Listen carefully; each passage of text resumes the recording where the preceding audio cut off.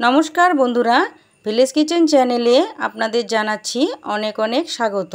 বন্ধুরা, আজ আমি আপনাদের সঙ্গে শেয়ার করব হাতে মাখা সর্ষে বাটা দিয়ে পোনা মাছের চচ্চড়ি। তো এখানে আমি 250 গ্রাম পোনা মাছ নিয়েছি। তো প্রথমে মাছটা খুব ভালো করে পরিষ্কার করে নেব। তো দেখতে পাচ্ছেন ভেতর থেকে ময়লাটা বের করে দিলাম। তো এবার বেশ কিছুটা নুন নিয়েছি। নুন দিয়ে উপরে যে আঁশ থাকে সেটা খুব ভালোভাবে পরিষ্কার করে নেব। তো বেশি সময় লাগে না, মোটামুটি 5 থেকে 10 মিনিট একটু মেখে নিলেই কিন্তু পরিষ্কার হয়ে যায়।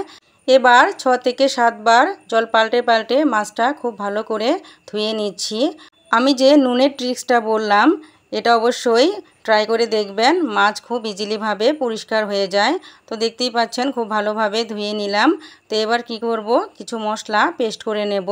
তার জন্য নিয়েছি একটা বড় সাইজের পেঁয়াজ কুচি, তারপর নিয়েছি 6 থেকে 7টা পাকা লঙ্কা আর 7 থেকে 8টা রসুনের কোয়া।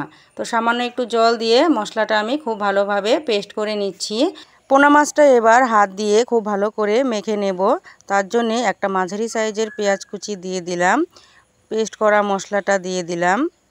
এরপর দিয়ে দিচ্ছি স্বাদ মতো নুন, আধা চামচ হলুদের গুঁড়ো, আধা চামচ জিরের গুঁড়ো আর আধা চামচ কাশ্মীরি লঙ্কার গুঁড়ো।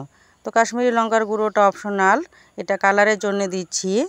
তারপর 2 চামচের মতো সর্ষের তেল দিয়ে খুব ভালো করে মাছটা মেখে নেব, যাতে মাছটার মধ্যে খুব ভালো করে মশলাটা লেগে যায়। তো দেখতেই পাচ্ছেন মেখে নিচ্ছি। তো মেখে নেওয়ার পর মোটামুটি 10 মিনিটের জন্য রেস্টে রেখে দেব। পোনা মাছটা যদি এভাবে রান্না করা যায় তাহলে কিন্তু খেতে দারুণ হয়। তো দেখতেই পাচ্ছেন ঢাকনা দিয়ে ঢেকে দিলাম মোটামুটি 10 মিনিটের জন্যে। তো 10 মিনিট পর গ্যাসের ফ্লেমটা জ্বালিয়ে কড়াইটা বসিয়ে দিলাম। তো কড়াইটা একটু হালকা গরম করে নেব। তারপর দিয়ে দিব পরিমাণ মতো সর্ষের তেল। তো অল্প তেলেই কিন্তু রান্নাটা করছি। তো তেলটা দেওয়ার পর ফোড়নে দিয়ে দিলাম সামান্য একটু গোটা জিরে, আর এখানে কিচ্ছুই দিলাম না। তারপর দিয়ে দিচ্ছি এখানে মেখে রাখা পোনা মাছ। তো হালকা করে একটু নেড়ে চেড়ে নেব, বেশি নাড়তে গেলে কিন্তু ভেঙে যেতে পারে, তার জন্যে হালকা করে নাড়াচাড়া করে নিতে হবে। তো দেখুন নাড়তে নাড়তে একটু মাছটা ভাজা ভাজার মতো হবে, তখন কিন্তু জলটা দিয়ে দিতে হবে। তো দেখতেই পাচ্ছেন একটু ভাজা ভাজা হয়ে গেছে। তো দিয়ে দিচ্ছি 1 গ্লাসের মতো গরম জল, হালকা গরম জল দিয়েছি এখানে। তারপর একটু নেড়ে চেড়ে নিয়ে ঢাকনা দিয়ে ঢেকে দিলাম মোটামুটি 15 মিনিটের জন্যে। তো গ্যাসের ফ্লেমটা একটু লতেই রেখেছিলাম। তো 15 মিনিট পর দেখতেই পাচ্ছেন কত সুন্দর দেখাচ্ছে। তো এখানে আমি 3 চামচ সর্ষে বেটে রেখেছিলাম, সেই সর্ষে বাটাটা দিয়ে দিলাম।